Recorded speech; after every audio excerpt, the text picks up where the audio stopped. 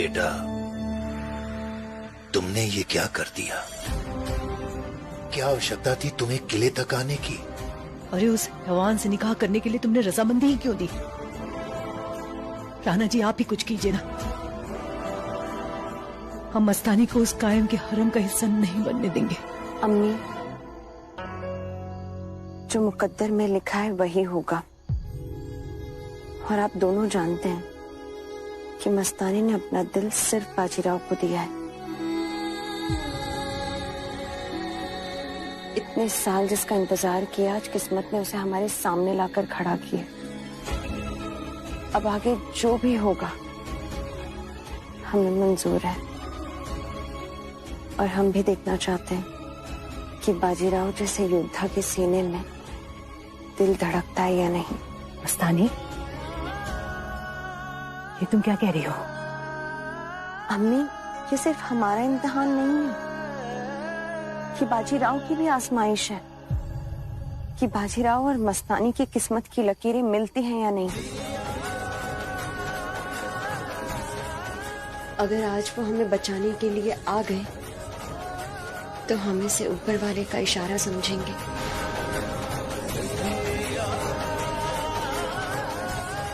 और अगर नहीं आए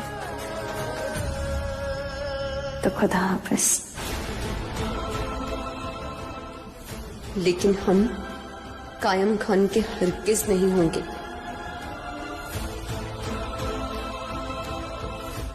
बेटा, प्रेम भी करती हो और इम्तिहान भी लोगी। इम्तिहान तो हम सब दे रहे हैं बाबा। आप, अम्मी, मैं, पूरा बुंदेलखंड। जानता हूं बेटा, परंतु ये परीक्षा बहुत कठिन है। इसे पार करना आपके दरिये को पार करने जैसा है। अगर बाजीराव चाह भी ले तो यहां तक कैसे पहुंचेगा बेटा? हम बहुत अंदर तक आ चुके हैं। बाजीराव का पूरे सैन्य बल के साथ यहां तक पहुंच पाना नामुमकिन है। तुम्हारे बाबा सही कह रहे हैं। जी, जानते हैं कि ये नामुमकिन है, और अगर मुमकिन होता तो मोहब्बत ही क्यों करते। और अब अगर मोहब्बत की है तो इस कदर करेंगे कि तारीख याद रखें।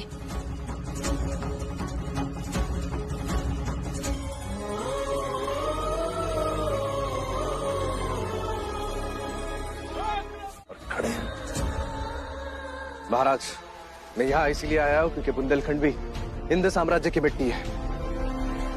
मेरा यहाँ आना और इस मिट्टी की रक्षा करना मेरा धर्म है। अवश्य बाजीराव, मेरी समस्त सेना, उसका बल, उसके शस्त्र सब आपके कदमों में है। आपको बंगश को हराने के लिए क्या चाहिए आदेश कीजिए, परंतु बुंदेलखंड की धरती को स्वतंत्र कराइए और हमें रोज रोज के खून खराबे से आजादी दिलाइए। ईश्वर ने चाहा तो बहुत जल्द बुंदेलखंड स्वतंत्र होगा। बस आप एक काम कीजिए, अपनी सेना को आदेश दीजिए कि मेरे सेना के साथ मिल जाए।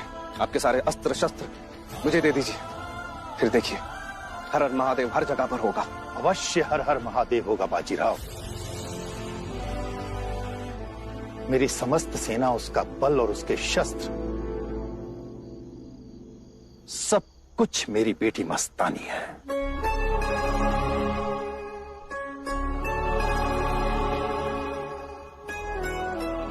अभी तक इस असंभव लड़ाई को इसी ने जारी रखा है,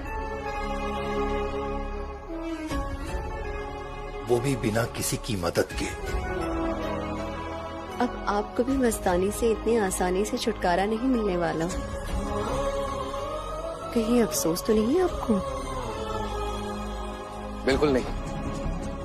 पर जब अगली बार तुम्हारे पास तलवार फेंकूं तो उसे उठा लेना, क्योंकि दुश्मन और मौत कुछ कर नहीं आती मस्तानी।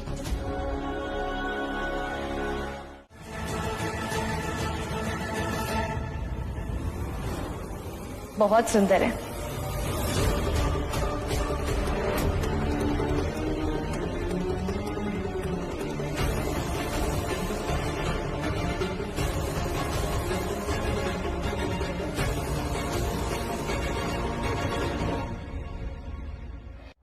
सासू माँ, ये हमें नहीं पता सच में।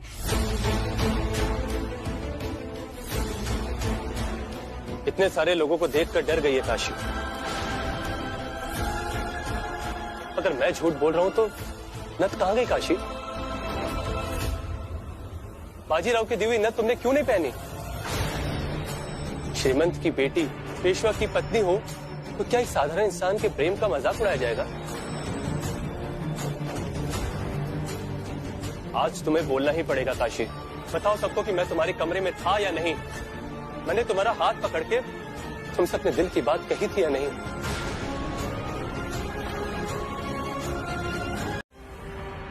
और अगर मेरी बात सच निकली तो तुम ये सब कुछ छोड़कर मेरे साथ चलोगी, बनोगी मेरी? कभी नहीं, ना इस जन्म में ना अगले 7 जन्मों में। ये सब बड़ी बड़ी बातें होती हैं जन्म जन्म के साथ की। तुम्हारा भी पूरा हक है एक नया रिश्ता बनाने का। पर ये क्या तुम बाजीराव का नाम जप रही हो? क्या जाने वो इस वक्त इसके साथ हो।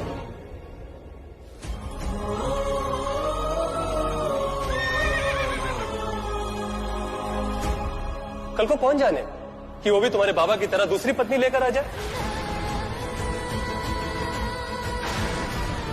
हिंद साम्राज्य का इतना बड़ा योद्धा, पता भी है ऐसे योद्धाओं का दिल कितना चंचल होता है।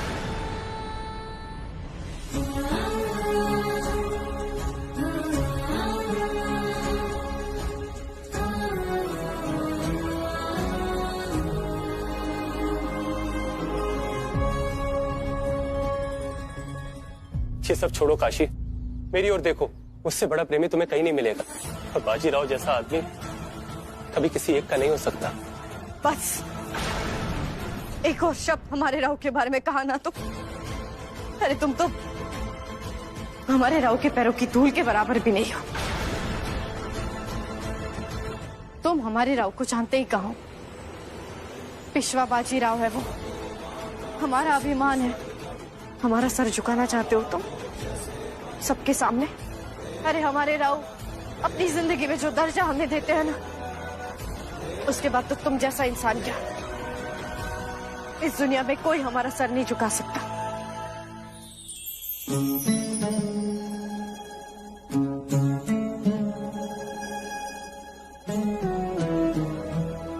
इन खोखली तारीफों में बस एक ही तारीफ सच निकली, तुम्हारे खूबसूरत होने की।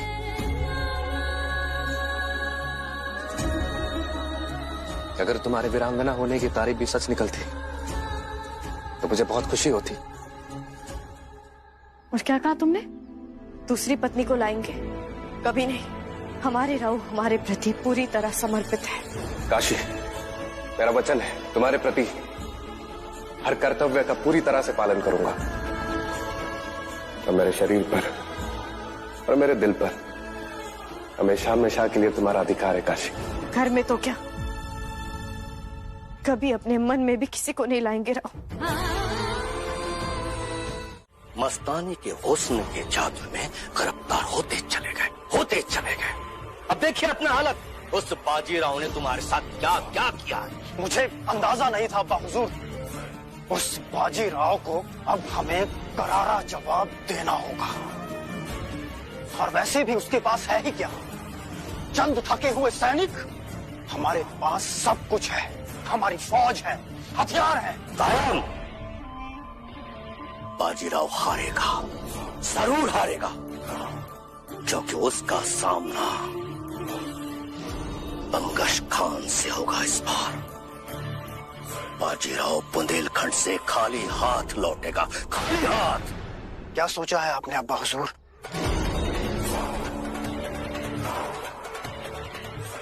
तुम्हारी तरह बाजीराव भी मस्तानी के इश्क में गिरफ्तार हो चुका है। जैसे मस्तानी ने तुम्हें हराया, वो बाजीराव भी मस्तानी की वजह से एक दिन मौत ही खाएगा। हमारे पूरे 40,000 फौजियों को तैयार करो। बंगश इस जंग पर खुद जाएगा, खुद। ये बुंदेलखंड का ही नहीं, हमारी जिंदगी का सबसे बड़ा युद्ध है, इसलिए आपकी दाहिनी ओर से हम लड़ेंगे। अपने आसपास देखो मस्तानी, ये सभी मेरे सेना के सबसे बेहतरीन योद्धा है। इन्होंने अपनी जान पर खेल कर मेहनत करके इस जगह को बनाया, और तुम ऐसे चलकर आती हो मेरे पास और कहती हो तुम मेरे दाएं तरफ से लड़ोगी। असंभव। इस जगह को पाने के लिए मेहनत करनी पड़ती है, अपनी जगह खुद बनानी पड़ती है। तो हम बनाएंगे वो जगह। अब बताइए हमें क्या करना होगा। मस्तानी,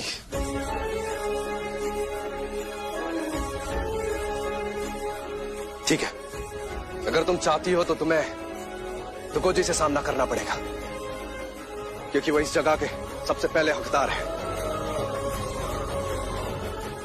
नहीं, तुकोजी और हमारी बराबरी नहीं, क्योंकि हम अपनी सेना के सीपे सलार हैं। हमारी बराबरी है सिर्फ बाजीराव से।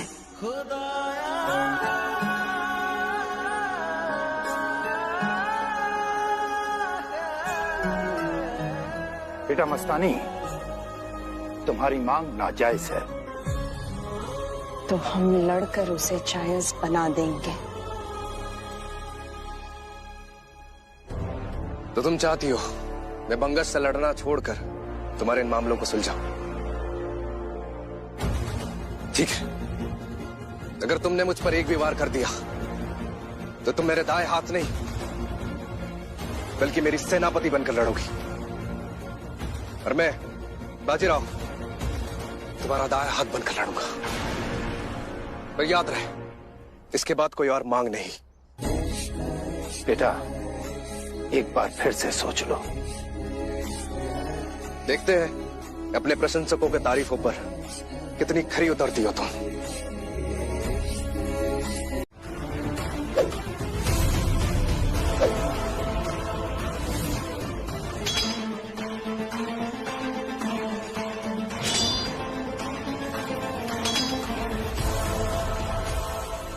यही तो फर्क है एक राजकुमारी में और योद्धा में। बेवजह का क्रूर भरा पड़ा है।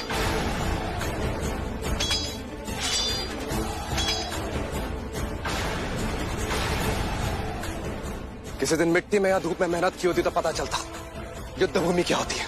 इस तरह महलों में रहने वाले क्या जाने शौर्य क्या होता है। सावधान मस्तानी, मैं इसी मिट्टी में पला बड़ा हूं।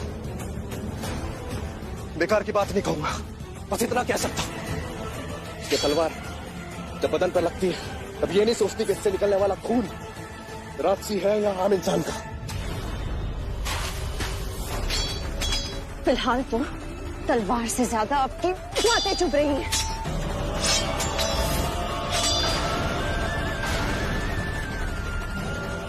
इन बातों की कटार को तो नहीं झेल सकती, दुश्मनों की तलवार को क्या झेलोगी तुम? यही तो परेशानी है तुम लोगों की। सोने चांदी की तश्तरी में परोस कर सब कुछ मिल जाता है, जीत तो जैसे तुम लोगों की जहागीर हो।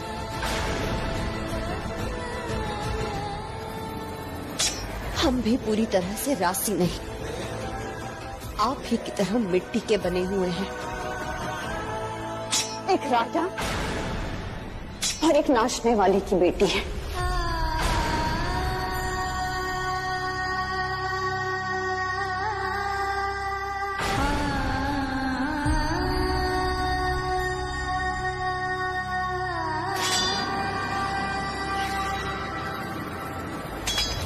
तलवारों से ज्यादा ताने सहे हैं हमने। लोग नाजायज बुलाते हैं हमें।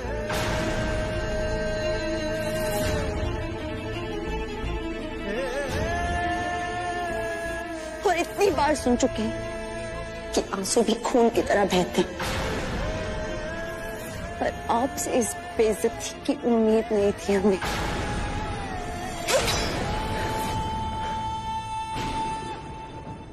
हाँ, हमारे बाबा के लाड ने हमें राजकुमारी बनाया। कहीं और होते तो तवायफ कहलाते।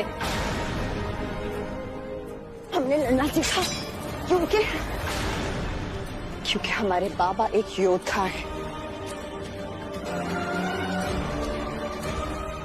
उन्होंने हमें तालीम दी क्योंकि वो जानते कि हमारी जान पर खतरा बन सकता है। मेरी काशी, तुम ठीक तो हो? उम्मीद है तुम्हें नींद तो ठीक से आती होगी। मैं तो अभी सो नहीं पाया। कई दिनों से तुम्हें पत्र लिखने की सोच रहा था, लेकिन युद्ध में व्यस्त था। आज थोड़ा समय मिला तो लिखने बैठ गया। तुमने कहा था अपनी एक एक बात बताना, तो जानती हो मैं यहां एक बहुत ही बेजोड़ लड़की से मिला।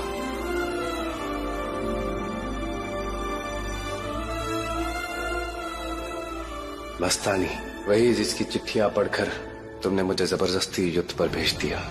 कहने को तो राजकुमारी है, लेकिन बिल्कुल जमीन से जुड़ी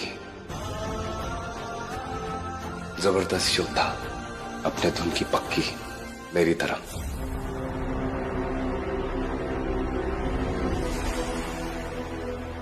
नहीं, कहीं काशी गलत ना समझ ले। उसे यह ना लगे कि मुझे मस्तानी से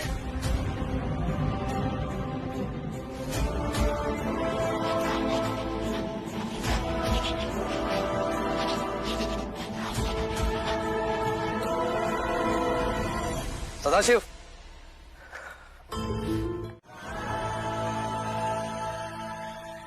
छोटी आई,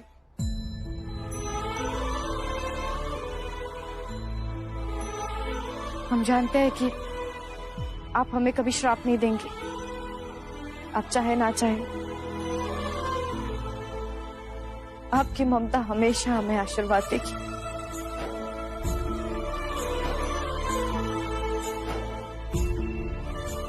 सासू मां,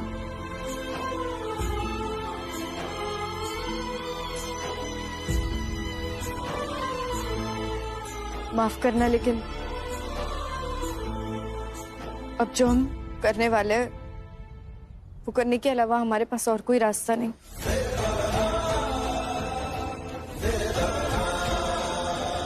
नहीं लाडू,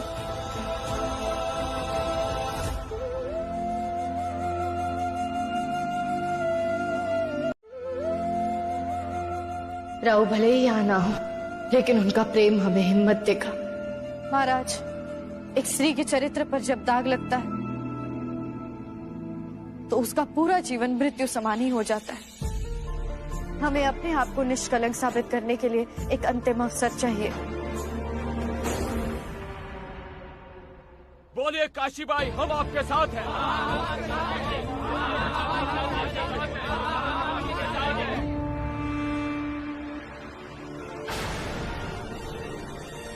काशीबाई ने पूरी निष्ठा के साथ इस पेशवाई की सेवा की है। जब उन्होंने हमारे लिए इतना कुछ किया है तो हमारा भी फर्ज बनता है कि हम उनके लिए कुछ करें। हम काशीबाई को एक और मौका देते हैं अपने आप को निर्दोष साबित करने के लिए।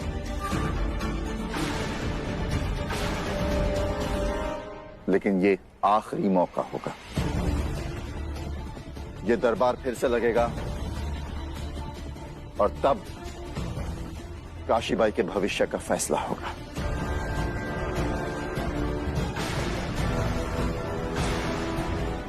खबर नहीं। हुजूर, हम लोग हार रहे हैं। बाजीराव ने जंगलों में छुप करके हमारे लोगों पे धावा बोल दिया है। लेकिन हमारी सेना तो पूरी तरह तैयार थी, तो ये सब हुआ कैसे? गनीमत तावा के युद्ध में सबसे आगे है ही बाजीराव। हमारे लोग बेखबर थे, बहुत से लोग मारे भी गए। हमारी जीतने की कोई भी उम्मीद नहीं है।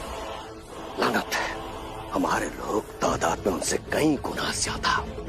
वो सिर्फ 2000 और हम 40,000, फिर भी कुछ नहीं कर सके। बाजीराव की सेना 2000 है, लेकिन मस्तानी की सेना भी जुड़ गई है। जिन्होंने हार मान ली थी वो भी एक नई उम्मीद से बाजीराव के नाम के नारे लगाते हुए युद्ध में कूद पड़ी है। उन सभी को बाजीराव ने जंगलों में जगह जगह पे छिपा दिया था।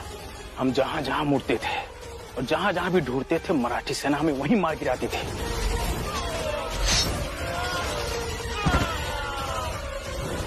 मतलब बाजीराव कुछ भी कर सकता है। सुनो, हमारे फौज को वापस बुला लो। और हुजूर,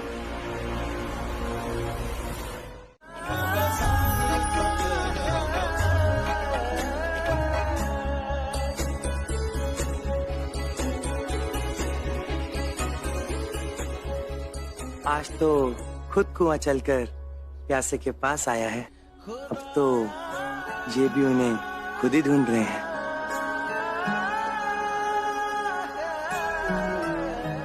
रूहानी बेगम जी हमारी बेटी मस्तानी कहाँ है? राणा जी, मैं भी उसी को ढूंढ रही हूँ। आज उसके बाबा को दूसरी बार ताज पहनाया जाएगा, पता नहीं कहीं दिखाई नहीं दे रही। दीवानी है, उलझी होगी कहीं। बाजीराव,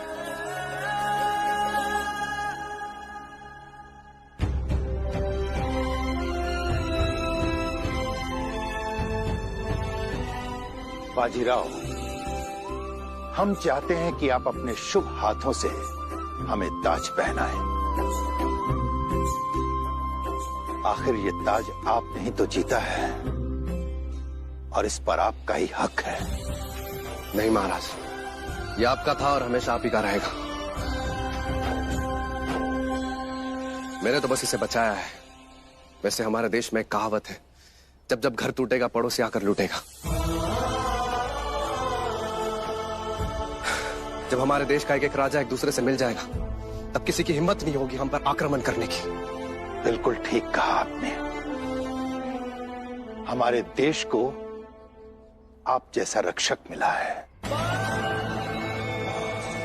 आप जैसा वीर योद्धा मिला है। लेकिन महाराज, इस ताज को सिर्फ मैंने ही नहीं बचाया है, इसमें आपकी बेटी मस्तानी का भी बहुत बड़ा हाथ है। इसलिए ये सम्मान उसका भी है।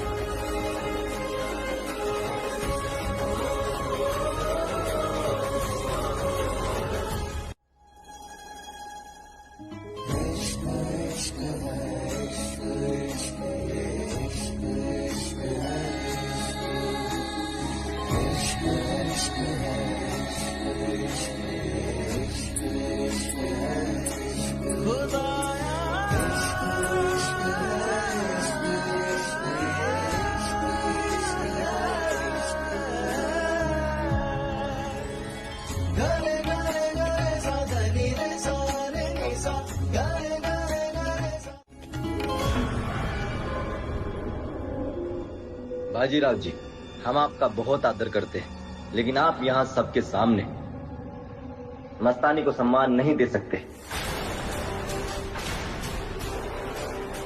क्योंकि आप इसकी हकीकत नहीं जानते। वो तो यहाँ हमारे साथ खड़े होने के काबिल भी नहीं, क्योंकि वो एक नाजायज है, जायज है।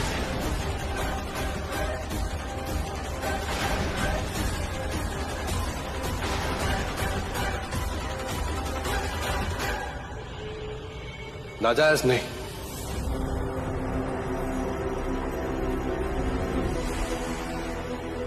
एक योद्धा है मस्तानी।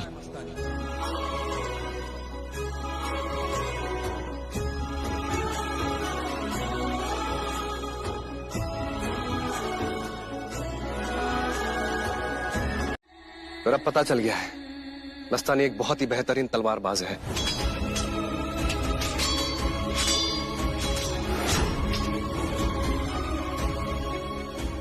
इसकी कमान से निकला हुआ तीर कभी वापस नहीं लौटता है।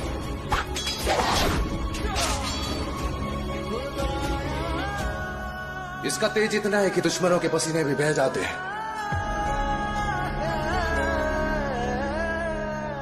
ये सिर्फ दिखने में ही नहीं, बल्कि मन से भी सुंदर है, जिससे नजरें हटाना मुश्किल है। तो ऐसी लड़की नाजायज कैसे हो सकती है?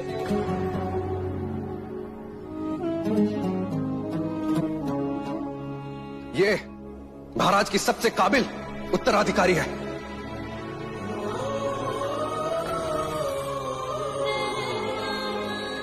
जब मैं पहली बार आइए ना।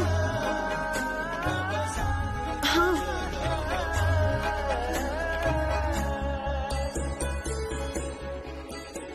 आप यहाँ? मेरे पास तुम्हारे लिए कुछ है मस्तानी।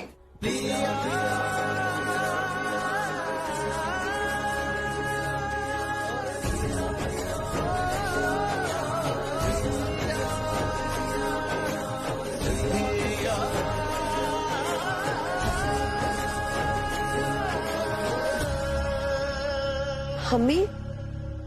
हाँ। अब और न तड़पाइए हुजूर, अपनी तलवार अपने म्यान से निकालिए और सौंप दीजिए मस्तानी को और अपना लीजिए उसको।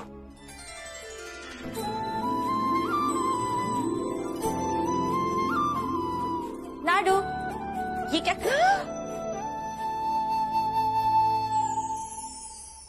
राव ने दिया है ये हमें।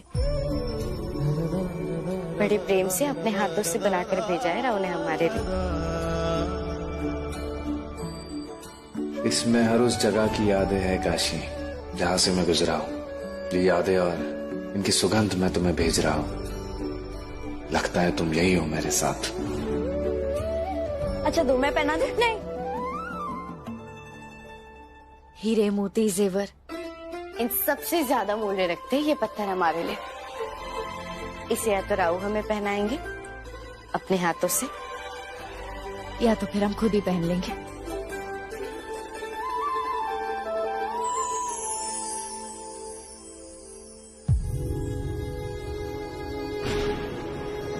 ये लो।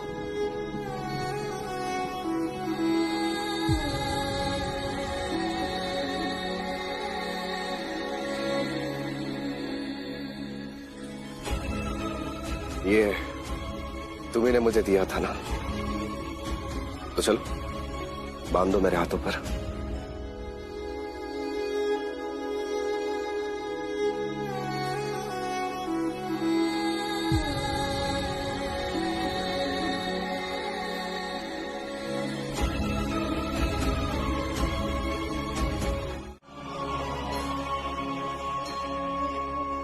अम्मी, हमें आपके वो घुंघरू चाहिए जो आप पहना करती थी।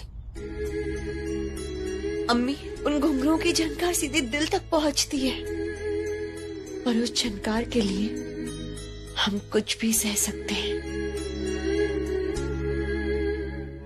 हमारे पास वक्त नहीं है अम्मी, हम और इंतजार नहीं कर सकते। हम सीधे उनके दिल में उतरना चाहते हैं। अरे कैसी नादानी है।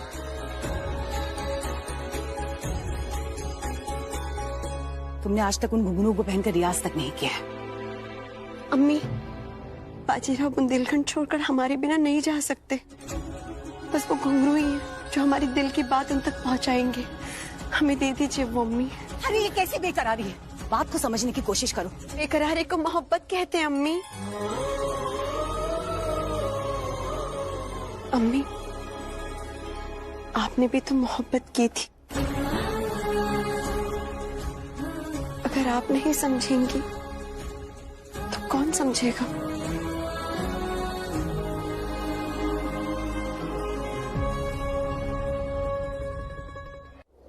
ये जो तमाशा चल रहा है ना सभा में, इसे अपनी हार मान लो और बस रुक जाओ यहीं पे। इस घिनौने प्रकरण में तो तुम्हारी जीत होने से रही। तुम्हारी आई तुम्हारे खिलाफ है, तुम्हारा भाई तुम्हारे खिलाफ है। कैसे गलत साबित करोगी उन्हें?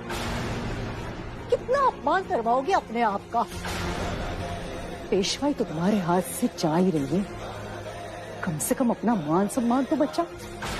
इस घर का, इस कुल की मर्यादा का जरा सा तो ख्याल करो काशी। देखो काशी, मैं बात करूंगी छत्रपति शाहू महाराज से।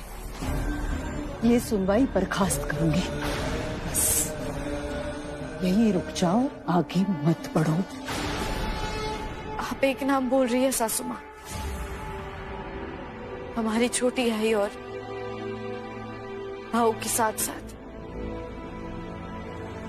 हमारी सासू माँ भी हमारे खिलाफ है।